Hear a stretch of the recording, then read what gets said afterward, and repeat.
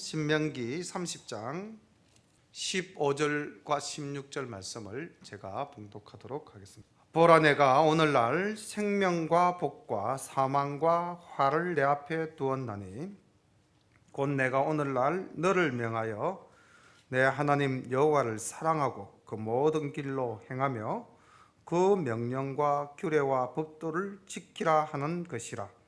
그리하면 내가 생존하며 번성할 것이요 또 내 하나님 여호와께서 내가 가서 얻을 땅에서 내게 복을 주실 것임이니라. 아멘. 우리가 어떻게 하면 복을 받나, 세상 많은 사람들이 이 복 받는 비결에 대해서 많은 관심을 가지고 있는데, 오늘 하나님께서는 우리에게 분명히 말씀하고 계십니다. 우리에게 영원한 생명 그리고 풍성한 복, 이것을 우리에게 또 우리 앞에 놓아두시고 우리에게 주신다고 말씀하십니다. 그 영원한 생명과 복을 얻는 것이 쉽습니까? 어렵습니까? 굉장히 쉽죠. 여기 30절 말씀에 보면 우리 하나님을 사랑하고 그 모든 길로 행하며 그 명령과 규례와 법도를 지키는 것, 이것이 영생을 얻고 복을 받고 하나님의 자녀로서 살아갈 수 있는 큰 은혜를 누리는 길인데, 우리가 이것을 잘 모르고 사는 것 같아요. 오늘 우리가 성경 본문 말씀에서 생각할 것들이 참 많이 있습니다. 얼마나 하나님께서 우리에게 은혜를 베푸셨는가, 그것도 오늘 말씀 속에서 한번 같이 찾아볼 수 있도록 해보겠습니다. 오늘 그 본문 29장과 30장은 모세가 이제 모압 광야에서 하는 세 번째 설교의 마지막 부분이면서, 또 어떻게 보면은 이 신명기 전체를 최종 정리하는 설교의 마지막 부분입니다. 물론 이 이후에 이제 31장부터 34장까지의 내용이 계속 나오지만은 그 말씀은 여호수아서로 넘어가기 위한 하나의 중간 장치로서 신명기의 부록과 같은 말씀이고요. 실제로 이 신명기 거듭하여 하나님의 명령을 모세가 백성들에게 당부하는 이 설교는 오늘 29장과 30장에서 결론을 내리게 됩니다. 그리고 오늘 조금 전에 제가 읽었던 그 말씀이 최종 결론입니다. 우리에게는 생명과 복도 있지만은 저주와 화도 있습니다. 어느 길을 선택할 것인가, 너희들은 결정하라는 거죠. 결단하라. 이 설교를 모세가 지금 모압 땅에서 하고 있습니다. 한번 우리 상상을 해보시죠. 모세가 지금 이 설교를 할 그 당시에 모세는 가나안 땅에 들어갈 수 없다는 사실을 알고 있었을까요? 모르고 있었을까요? 알고 있었습니다. 그러면은 모세 입장에서는 이제 이 백성들과 함께 할 수 있는 마지막 시간이고 마지막 설교입니다. 그래서 이 신명기라는 이 성경 제목이 참 은혜를 주는 제목인 것 같아요. 거듭, 신자잖아요, 그죠? 우리 신신당부한다 할 때 그 신자입니다. 거듭해서 명령을 하는 겁니다. 하나님의 명령을 전달하는 모세의 고별설교입니다. 나는 저 땅에 들어갈 수 없고 나는 이제 너희들과 더 이상 함께 할 수가 없다.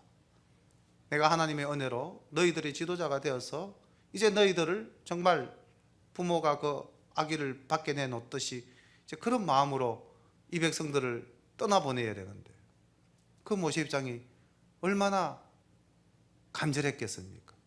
절대 죄짓지 말고 더 이상의 시행착오를 겪지 말고 오직 하나님의 명령에 순종해서 젖과 꿀이 흐르는 땅에서 영생한 복락을 누렸으면 좋겠다. 이게 모세의 그 마지막 마음 아니겠습니까? 그 전체 신명기를 최종 결론에서 29장과 30장이 전체 신명기를 다시 한 번 더 압축 요약해 놓은 엑기스입니다. 구조가 그렇게 되어져 있어요. 우리가 신명기를 보면은 1장부터 3장까지는 지난날에 대한 과거를 회고하는 내용이고요, 4장부터 하나님의 명령을, 율법을 다시 정리해서 전하고, 그리고 26장에 가면 복과 저주를 이야기하면서 결단하라라고 말씀을 하셨잖아요. 그리고 나서 29장 보시겠습니다. 호렙에서 이스라엘 자손과 세우신 언약 외에 여호와께서 모세에게 명하사 모압 땅에서 또 그들과 세우신 언약의 말씀이 이러하니라. 모압 강야에서 세웠던 언약, 모압 땅에서 하던 모세의 설교를 다시 한 번 더 이야기하고 있죠. 첫 번째 언약은 어디서 맺었습니까? 언제, 어디에서? 출애굽한 원년에 시내산에서 3월 달에 하나님께서 이스라엘 장로들과 유사들을 모아놓고 시내산에서 직접 말씀하셨습니다. 그리고 이제 그때는 출애굽한 1세대가 대상이었지만 이 지금 모압 땅에서 하나님께서 다시 세우신다 했는데 언약의 내용이 바뀐 게 아니에요. 대상이 바뀐 겁니다. 1세대는 다 광야에서 죽었지 않습니까? 그러니까 2세대에게 모세가 다시 한 번 더 그 시내산에서 받은 율법의 말씀들을 정리해서 이제 백성들에게 약 40년이 경과한 1446년 BC 맺었던 그 언약을 1407년 모압 강야에서 다시 한 번 더 전파하고 있는 것입니다. 언약의 주제는 하나님이 이스라엘을 하나님의 백성으로 삼으셨고 만인들의 제사장 나라로 삼았습니다. 그러니 너희들은 내 말을 잘 듣고 내 명령을 잘 지키면은 너희들은 영원한 복을 얻는다. 이게 하나님의 이스라엘 백성들과 맺은 언약의 주제입니다. 2절부터 9절까지는 지난날에 대한 회고인데 신명기 1장부터 3장까지의 내용을 압축 요약했습니다. 모세가 온 이스라엘을 소집하고 그들에게 이르되 여호와께서 애굽 땅에서 너희 목전에 바로와 그 모든 신하와 그 온 땅에 행하신 모든 일을 너희가 보았나니 곧 큰 시험과 이적과 큰 기사를 내가 목도하였느니라. 근데 사실은 이 과거의 역사적 사건을 이해하고 인정할 수 있는 사람들은 그렇게 많지가 않았을 겁니다. 왜냐하면 1세대는 다 죽었지 않습니까? 그럼 2세대 중에서 죽지 않은 자는 20세 미만이었으니까 아마 이제 50대, 60대 되는 사람들, 이 사람들이 맞아, 우리가 어릴 때 그런 일이 있었지 이제 아련히 기억할 수 있을 거고요. 광야에서 태어난 20대, 30대, 이 40대 초반의 이 사람들은 이거 무슨 이야기지 잘 기억할 수 없었을 겁니다. 과거를 돌아본다는 것은 결국은 내 자신의 모습을 비추어 보는 거울을 바라보는 것이고 미래를 준비하는 것이죠. 왜 모세가 이 신명기에서 과거사를 이야기하냐면은 그 과거에 있었던 하나님의 은혜, 하나님의 그 크신 사랑, 그것을 기억하라고 과거를 이야기하는 것입니다. 그런데 4절 보십시오. 그러나 깨닫는 마음과 보는 눈과 듣는 귀는 오늘날까지 여호와께서 너희에게 주지 아니하셨느니라. 자, 이 말씀을 정말 어떻게 이해를 해야 될까요? 정말 하나님이 주지 않으셨는가? 아니면은 그들의 교만함으로 이런 풍성한 하나님의 은혜를 깨닫지 못하는가? 어느 쪽이 정답일까요?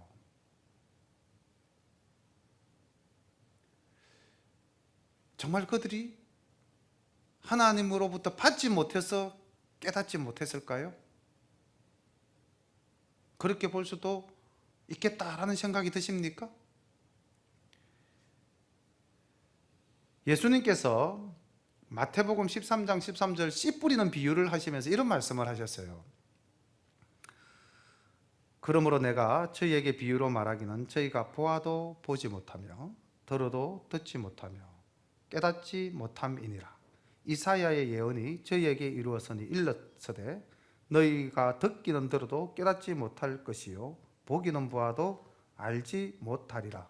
이 백성들의 마음이 완악하여져서 그 귀는 듣기에 둔하고 눈은 감았으니 이는 눈으로 보고 귀로 듣고 마음으로 깨달아 돌이켜 내게 고침을 받을까 두려워함이라 하였느니라. 이 이사야가 인용한 구절이 바로 요 신명기 요 구절을 인용했고요. 요 이사야의 말을 지금 예수님께서 다시 재인용을 하고 있습니다. 그러면서 16절 예수님께서 이렇게 말씀하십니다. 그러나 너희 눈은 범으로 너희 귀는 들음으로 복이 있도다. 이제 제자들에게 말씀의 진리가 무엇인지 알기를 원하고 그것을 깨닫고자 간절한 사모하는 마음으로 주님께 이 비유가 무엇을 의미하는 것입니까? 했을 때 예수님이 이와 같이 말씀하시고 이제 그 비유를 풀어주십니다. 그렇게 본다면은 정말로 동일한 사건과 동일한 말씀을 들어도 아는 사람이 있고 모르는 사람이 있는 거죠. 알기를 원하는 사람이 있고 알기를 원하지 않는 사람이 있는 거죠. 그렇게 본다면은 자, 이 말씀이 40년간 5절 보시겠습니다. 주께서 40년 동안 너희를 인도하여 광야를 통행케 하셨거니와 너희 몸의 옷이 낫지 아니하였고 너희 발의 신이 헤어지지 아니하였으며 너희로 떡도 먹지 못하며 포도주나 독주를 마시지 못하게 하셨음은 주는 너희 하나님 여호와이신 줄을 알게 하려 하심이니라. 결국 하나님께서 40년 광야 생활을 하시면서도 풍성한 은혜를 내려주셨는데 하늘의 만나와 반석의 샘물을 먹게 해주셨는데도 이 백성들은 깨닫지 못한다고 말씀하고 있지 않습니까? 모세가. 그런데 이렇게 하신 이유가 하나님 있다는 거죠. 뭐냐? 주는 너희 하나님 여호와이신 줄 알게 하려 하시기 위해서 그 광야 생활을 이끌었는데도 이 백성들은 깨닫는 마음과 보는 눈과 듣는 귀가 아직까지 열려지지 않았다는 것입니다. 그런데 왜 그럼 이들이 이러한 하나님의 놀라운 역사와 이적을 보고서도 깨닫지 못했을까요? 그건 우리 주님이 말씀하신 아까 마태복음 씨 뿌리는 비유에서 우리 주님께서 말씀하셨죠. 그들의 마음이 완악하였습니다. 교만하였습니다. 오늘날도 마찬가지죠. 우리가 주일날 교회 와서 하나님의 말씀을 듣고 또 우리가 집에서 말씀을 읽어도 우리의 마음속에 교만함이 내가 중심이 되어버리면 하나님의 말씀을 깨달을 수가 없는 겁니다. 보아도 알 수가 없는 것이고 들어도 들리지가 않는 것이죠. 오늘 모세는 그런 이스라엘 백성들을 보면서 40년 광야 생활의 끝에도 아직까지 하나님께 돌아오지 못하는 이 이스라엘 백성들을 보면서 얼마나 안타까운 마음으로 지금 이 말씀을 하고 있겠습니까? 하나님의 역사를 또 이야기합니다. 7절 너희가 이곳에 올 때 헤스본 왕 시온과 바산 왕 옥이 우리와 싸우러 나왔으므로 우리가 그들을 치고 그 땅을 취하여 르우벤과 갓과 므낫세 반지파에게 기업으로 주었나니 그런즉 너희는 이 언약의 말씀을 지켜 행하라. 그리하면 너희의 하는 모든 일이 형통하리라. 하나님께서 이 이스라엘 백성들에게 오늘날 우리에게 바라는 것은 딱 한 가지입니다. 뭡니까? 하나님의 말씀을 지켜서 행하라는 것입니다. 삶 속에서 실천하라는 것입니다. 그러면은 우리의 모든 일이 형통할 것이라고 말씀하십니다. 그 다음 그 성경을 제가 쭉 읽어 나갈 때에 오늘날 하는 단어가 나오면 동그라미를 한번 쳐보시기를 바랍니다. 오늘날 너희 곧 너희 두령과 너희 지파와 너희 장로들과 너희 유사와 이스라엘 모든 남자와 너희 유아들과 너희 아내와 및 내 진중에 있는 객과 무릇 너를 위하여 나무를 패는 자로부터 물 깃는 자까지 다 너희 하나님 여호와 앞에 선 것은 너희 하나님 여호와의 언약에 예하며 또 너희 하나님 여호와께서 오늘날 내게 향하여 하시는 맹세에 참여하여 여호와께서 이왕에 내게 말씀하신 대로 또 내 열조 아브라함과 이삭과 야곱에게 맹세하신 대로 오늘날 너를 세워 자기 백성을 삼으시고 자기는 친히 내 하나님이 되시려 함이니라. 내가 이 언약과 맹세를 너희에게만 세우는 것이 아니라 오늘날 우리 하나님 여호와 앞에서 우리와 함께 여기 선 자와 오늘날 우리와 함께 여기에 있지 아니한 자에게까지니. 오늘날이라는 말이 여러 번 반복되고 있죠. 한 5번 나오고 있죠. 이 모세가 오늘날 이렇게 하는 이유는요, 하나님의 명령과 하나님의 말씀에 순종하고 결단하라, 이런 강조적인 표현입니다. 이 유사한 표현이 여호수아가 그 가나안 땅에서 백성들에게 마지막으로 했던 말 속에도 동일한 표현이 있습니다. 여호수아서 24장 15절에 보면은요, 이 여호수아도 오늘 모세가 오늘날이라는 단어를 쓰면서 결단을 촉구했듯이 여호수아도 촉구합니다. 여호수아서 24장 15절에 보면, 만일 여호와를 섬기는 것이 너희에게 좋지 않게 보이거든 너희 조상들이 강 저쪽에서 섬기던 신들이든지 또는 너희가 거주하는 땅에 있는 아모리 족속의 신들이든지 너희가 섬길 자를 오늘 택하라. 오직 나와 내 집은 여호와를 섬기겠노라. 오늘 택하라. 오늘날 택하라. 동일한 표현이 나타나고 있죠. 결단을 촉구합니다. 오늘날, 오늘이죠. 오늘날.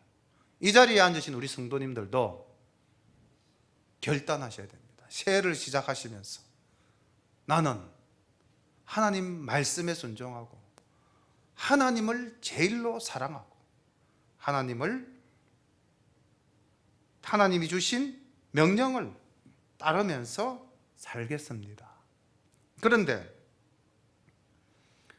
하나님께서 우리를 택하시고 우리를 구원하신 은혜가 얼마나 크신지 13절 후반부에 한번 보십시오. 오늘날 너를 세워 하나님의 백성을 삼으시고 하나님께서 친히 내 하나님이 되려 하심이니라. 얼마나 큰 은혜의 말씀이십니까? 하나님께서 언약을 맺으시는 이 백성을 가만히 살펴보니까요, 참 우리 하나님은 공평하신 하나님이고 만인을 사랑하시는 하나님이신 줄로 우리가 알 수가 있습니다. 여기 11절에 보면은 유아들, 아내, 이 옛날 유대의 전통에 의하면은 인원수에 세지 않는 사람들이지 않습니까? 장정들만 인구수에 헤아렸으니까요.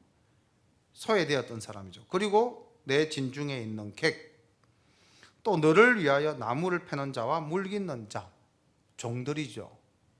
모든 사람이 여호와의 언약을 맺어서 하나님의 자녀, 하나님의 백성이 되는 그런 축복을 내리시겠다는 말씀이십니다. 그런데요, 이 말씀이 그 당시 그 백성들에게만 적용이 되었는가 라고 보니까 또 이게 아니에요. 15절 한번 보십시오. 오늘날 우리 하나님 여호와 앞에서 우리와 함께 여기 선 자와, 그 다음 오늘날 우리와 함께 여기 있지 아니한 자에게까지다. 그러니까 지역, 공간성과 시간성을 다 뛰어넘은 약속입니다. 그러니까 우리에게도 적용이 되는 거죠. 그래서 우리가 누구든지 주의 이름을 부르고 주라고 시인하는 믿는 자에게는 영원한 구원, 하나님의 자녀되는 은사를 지금 이 시간에도 우리에게 내리고 있지 않습니까? 그 말씀을 지금까지 주셨음에도 불구하고 그 말씀을 제대로 깨닫지 못하고 그 말씀을 제대로 보지 못하고 그 말씀을 제대로 듣지 못하는 자가 그 시대도 있었지만 이 시대에도 있다는 것입니다. 우리는 어느 부류에 속합니까? 얼마나 큰 은혜와 큰 사랑을 받았습니까? 말씀을 보고 깨닫죠. 말씀을 듣고 깨닫죠. 우리는 하나님을 아버지라고 부르죠. 그러니 여기 모이신 이 예배를 함께 드리는 우리 모든 샤론의 가족분들은 얼마나 복받은 존재십니까?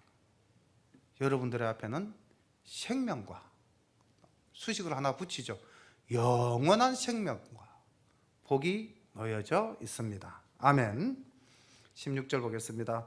우리가 애굽 땅에 어떻게 거하였는지, 너희가 여러 나라를 어떻게 통과하여 왔었는지 너희가 알며, 너희가 또 그들 중에 있는 가증한 것과 목석과 은금의 우상을 보았느니라.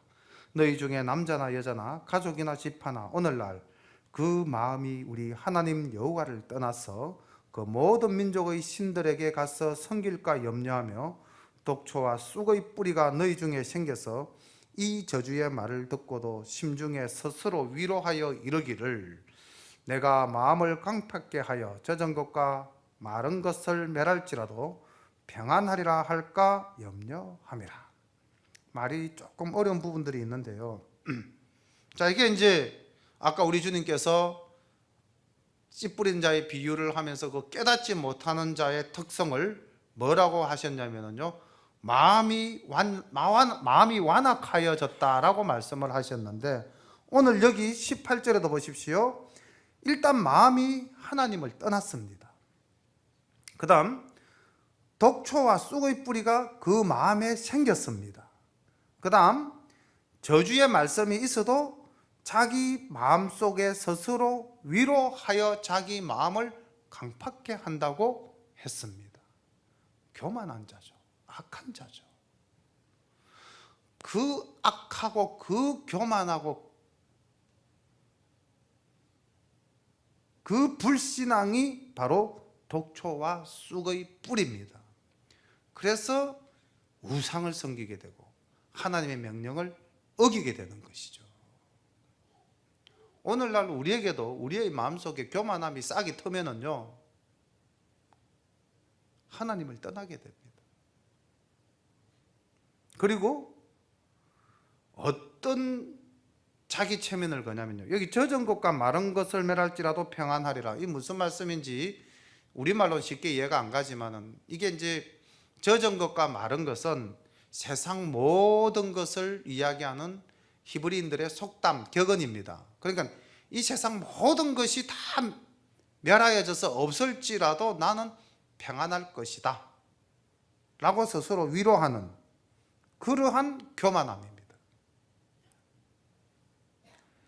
20절, 여호와는 이런 자를 사지 않으실 뿐 아니라 여호와의 분노와 질투의 불로 그의 위에 붙게 하시며 또 이 책에 기록된 모든 저주로 그에게 더하실 것이라.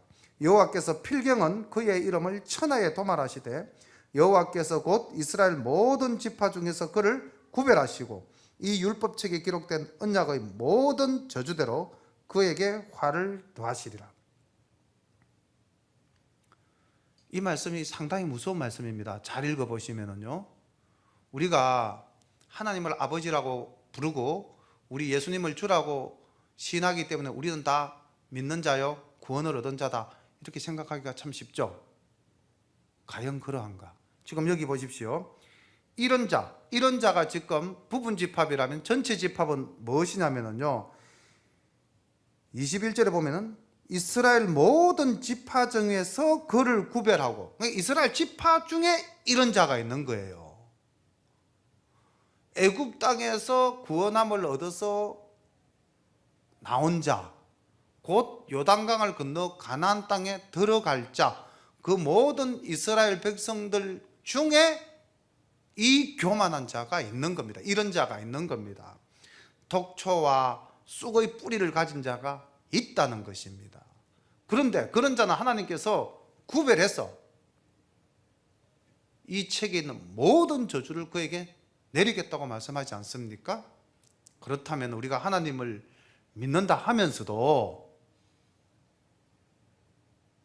하나님의 백성이라고 자기 스스로가 생각하지만은 그 마음이 교만해서 여기에 나온 이런 자와 동일한 삶을 산다면, 동일한 생각을 품고 있다면은 이 율법책에 기록된 언약의 모든 저주를 그에게 더하실 것이다 라고 분명히 하나님은 말씀하고 계시거든요. 시편의 기자는 이런 자를 이렇게 분명하게 이야기하고 있습니다. 시편 10편 4절에 보면은 악인은 그 교만한 얼굴로 말하기를 여호와께서 이를 감찰치 아니하신다며 그 모든 사상에 하나님이 없다 하나이다. 교만한 자고 그 교만한 자는 악인입니다. 그 악인의 공통된 특성은 하나님은 없다. 자기의 신을 찾아 섬기는 것이죠. 나는 나를 믿는다라는 사람이 있습니다. 자기가 신이라는 것이죠. 우리가 하나님 앞에 나아갈 때 겸손하게 나아가야 됩니다. 22절 너희 뒤에 일어나는 너희 자손과 원방에서 오는 객이 그 땅의 재앙과 여호와께서 그 땅에 유행시키시는 질병을 보며 그 온 땅이 유황이 되며 소금이 되며 또 불에 타서 심지도 못하며 결실함도 없으며 거기 아무 풀도 나지 아니함이 옛적에 여호와께서 진노와 분한으로 해멸하신 소돔과 고모라와 아드마와 서보임의 무너짐과 같음을 보고 말할 것이요. 여기 소돔 고모라는 잘 아시는데 아드마와 서보임 하는 지명은 좀 낯이 설죠. 그런데 창세기 14장 가나안 전쟁, 이제 아브라함이 가나안 땅에 들어갔을 때 가나안 전쟁이 발생됩니다. 이제 북방왕과 남방왕의 전투가 있을 때 그때 남방왕을 소개하는 14장 2절에 보면은 소돔 왕 베라와 고모라 왕 비르사와 아드마 왕 시납과 서보임 왕 세메벨과 벨라 곧 소알 왕과 싸우니라. 이렇게 해서 이제 아드마와 서보임과 소알까지 5개 도시가 소개가 되고 있는데요. 이 소돔 고모라가 멸망할 때 아드마와 서보임도 사실은 같이 멸망했다고 그럽니다. 저희들이 이번에 지난 여름에 성지순례 갔을 때 소돔 고모라 땅을 저희들이 지나왔거든요. 그때 가이드가 저기가 아드마쯤 될 것이고 저기가 서보임쯤 될 것입니다 라고 지적을 하더라고요. 근데 그 옛날 소돔 고모라 그다음에 아드마 서보임 하는 이 땅들은요 오늘날까지도 황량하고 풀도 나지 않는 땅으로 영원히 저주받은 땅으로 그대로 있다는 것입니다. 그래서 그 가이드분도 그렇게 말씀하시더라고요. 목사님이신데 하나님의 진노하심이 얼마나 큰가 그리고 얼마나 분명하신가는 이 땅을 보시면 아실 것입니다. 역사적 실체가 지금 우리 눈앞에 펼쳐져 있습니다 라고 이야기를 하시더라고요.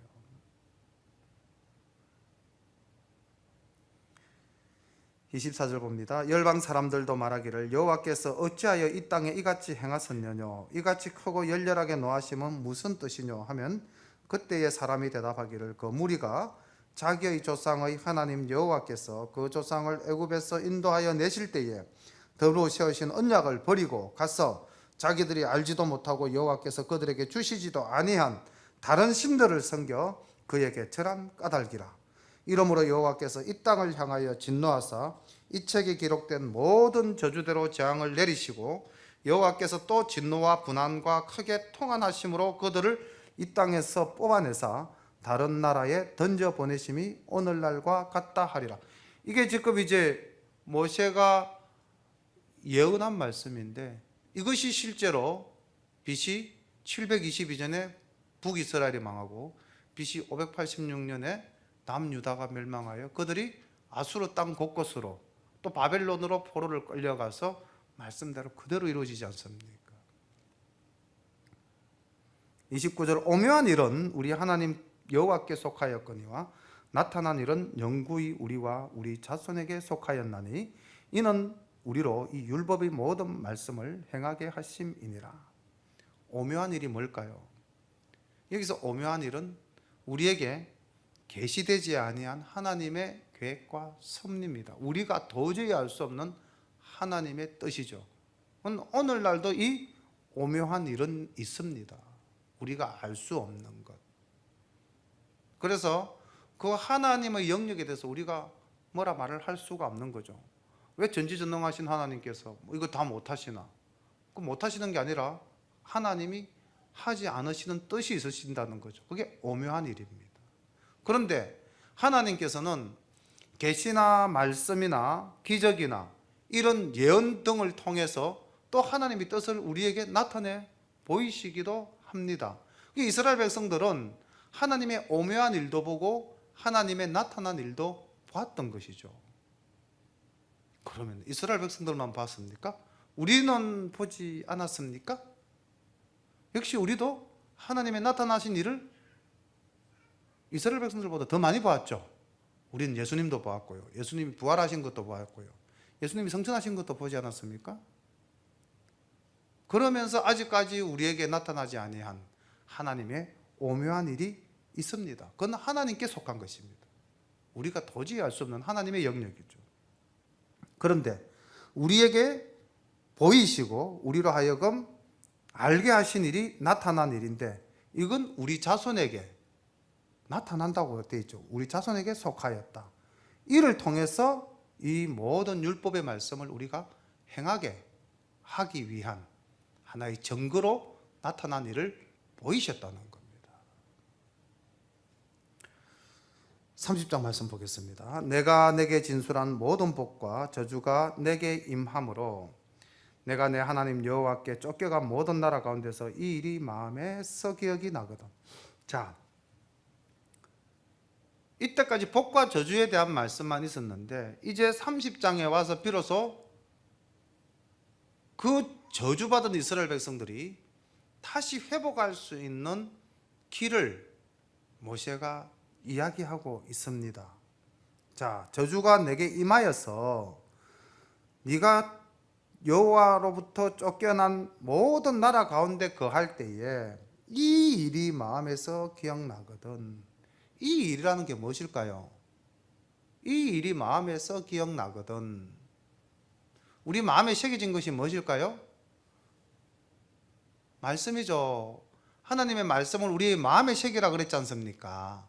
그러니까 우리가 어떤 상황에 놓이더라도 우리가 정말 하나님의 말씀을 붙잡고 다시 하나님께로 돌아간다면은 하나님은 우리를 돌아보신다는 겁니다. 그리고 우리를 구원해 주신다는 것입니다. 2절부터 볼까요? 너와 내 자손이 내 하나님 여호와께로 돌아와 내가 오늘날 내게 명한 것을 온전히 따라서 마음을 다하고 성품을 다하여 여호와의 말씀을 순종하면 내 하나님 여호와께서 마음을 돌이키시고 너를 긍휼히 여기사 내 포로를 돌리시되 내 하나님 여호와께서 너를 흩으신 그 모든 백성 중에서 너를 모으시리니 너의 쫓겨간 자들이 하늘가에 있을지라도 내 하나님 여호와께서 거기서 너를 모으실 것이며 거기서부터 너를 이끄실 것이라. 하나님은 회복시키십니다. 선민으로 회복되어져서 하나님의 말씀을 새롭게 듣고 회개하던 이스라엘 백성들의 모습이 느헤미야서에서 나타나지 않습니까? 에스라 강좌가 열리는 그 장면. 그때 느헤미야가 이렇게 고백합니다. 느헤미야서 1장 8절에 보면 옛적에 주께서 주의 종 모세에게 명하여 가라사대 만일 너희가 범죄하면 내가 너희를 열국 중에 흩을 것이요 만일 내게로 돌아와서 내 계명을 지켜 행하면 너희 쫓긴 자가 하늘 끝에 있을지라도 내가 거기서 모아 내 이름을 두려고 택한 곳에 돌아오게 하리라 하신 말씀을 이제 청컨대 기억하옵소서.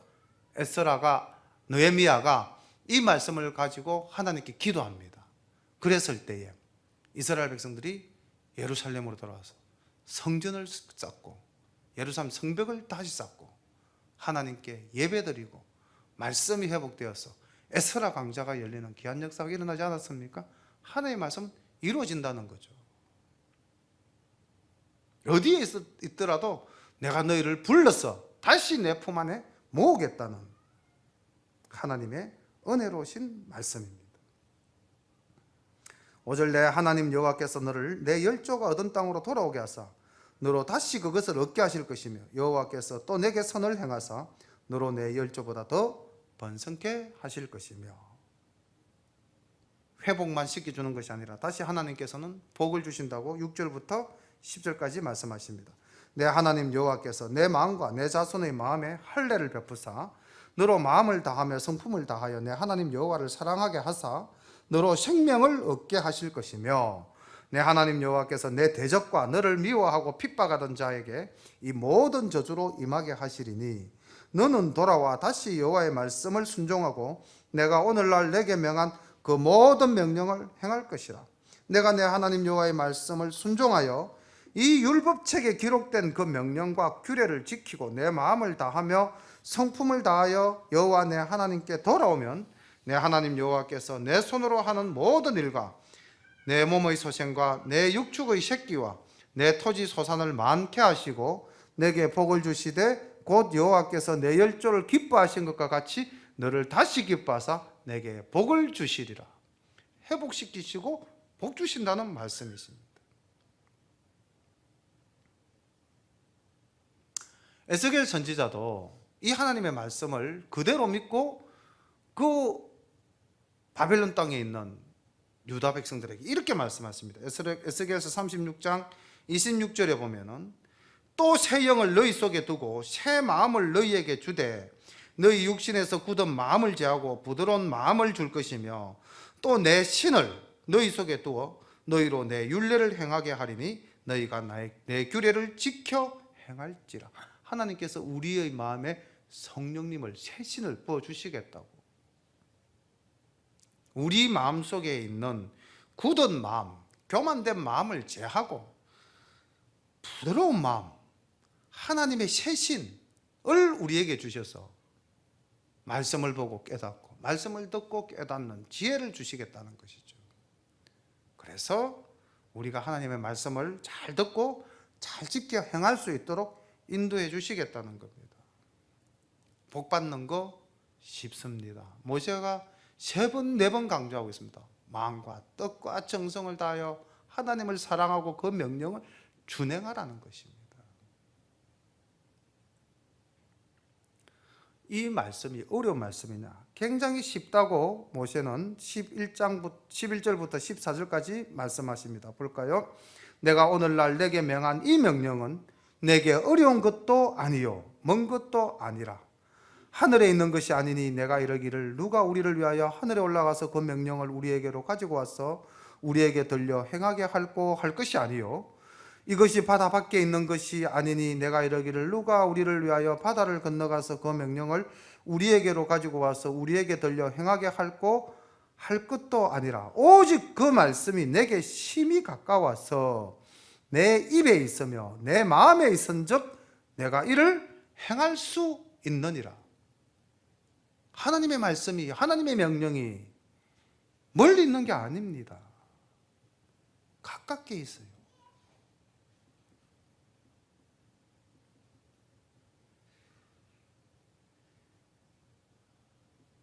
사도 바울은 로마서 10장 6절부터 10절까지 해서 이 말씀을 인용해서 이렇게 다시 로마 사람들에게 이야기하고 있습니다. 믿음으로 말미암는 의인은 이같이 말하되 내 마음에 누가 하늘에 올라가겠느냐 하지 말라 하니 올라가겠느냐 함은 그리스도를 모셔 내려오리는 것이요 혹 누가 음부에 내려가겠느냐 하지 말라 하니 내려가겠느냐 함은 그리스도를 죽은 자 가운데서 모셔 올리려는 것이라. 그러면 무엇을 말하느냐?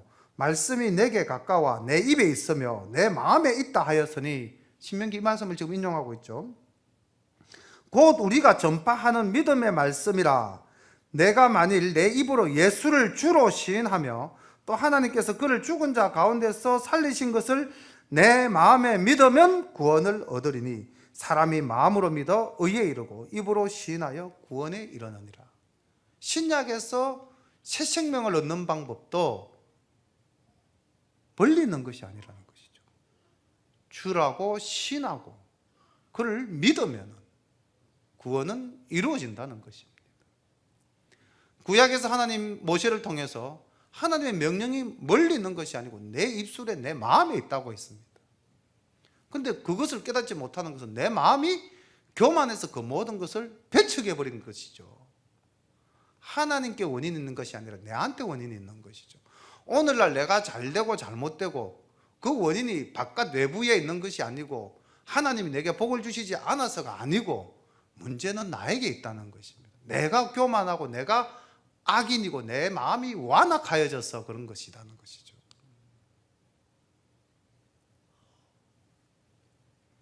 모세가 결론적으로 이야기합니다. 15절부터 20절까지 보라 내가 오늘날 생명과 복과 사망과 화를 내 앞에 두었나니 곧 내가 오늘날 너를 명하여 내 하나님 여호와를 사랑하고 그 모든 길로 행하며 그 명령과 규례와 법도를 지키라 하는 것이라. 그리하면 내가 생존하며 번성할 것이요 또 내 하나님 여호와께서 내가 가서 얻을 땅에서 내게 복을 주실 것임이니라. 그러나 내가 만일 마음을 돌이켜 듣지 아니하고 유혹을 받아서 다른 신들에게 절하고 그를 섬기면 내가 오늘날 너희에게 선언하노니 너희가 반드시 망할 것이라. 너희가 요단을 건너가서 얻을 땅에서 너희의 날이 장구치 못할 것이니라. 지금 모세가 최종적으로 이 신명기의 모든 말씀을 마무리하면서 생명과 복과 저주와 화가 어디에 있다? 내 앞에 있다는 겁니다. 어떻게 하면 우리가 생명과 복을 받을 수 있을까요? 어떻게 하면 우리가 사망과 화를 피할 수 있을까요? 16절에 내 하나님 여호와를 사랑하고 그 길로 행하며 그 명령과 규례와 법도를 지키라는 것입니다.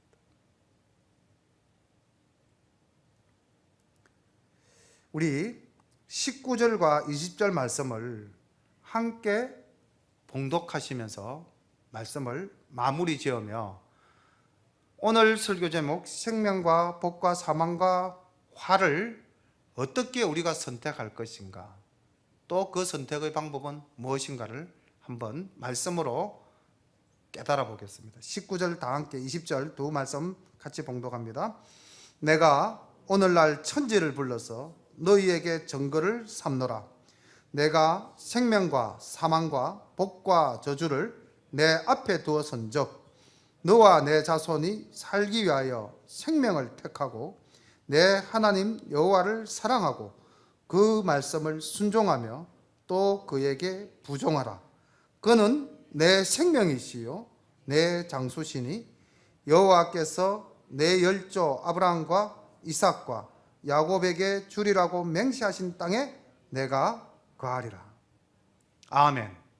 오늘 우리는 이스라엘 백성 앞에서 오직 나와 내 집은 여호와만 섬기겠다고 다짐한 그 여호수아처럼 새해에는 하나님을 중심으로 살아갈 것을 결단하고 하나님께서 주시는 복과 생명을 누리시기를 간구합니다.